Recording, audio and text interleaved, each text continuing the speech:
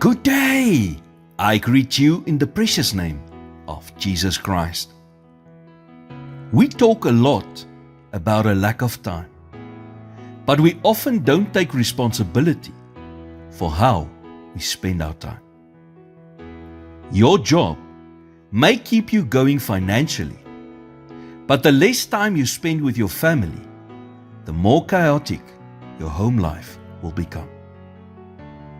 Time is so precious that God gives it to us one moment at a time. The Bible says in Psalm 90 verse 10, "Our days may come to 70 years or 80, if our strength endures. Yet the best of them are but trouble and sorrow, for they quickly pass, and we fly away." The years quickly pass, and then we are gone. So what will you look back on? Hours worked overtime, or hours spent with your loved ones? To make time for the people closest to you, keep the following in mind. First, remember who is in control. You are in control of your time, so manage your time. Don't let your time be managed for you. Think carefully before committing to certain things. Second, know what's important and what's not.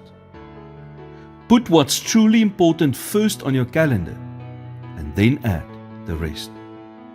Third, take one thing out of your diary.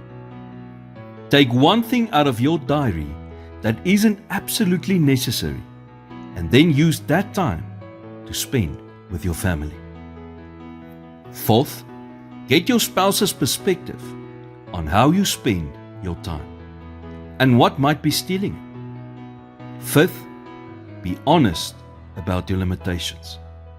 Remember, you can't create extra time. We all have the same amount of time.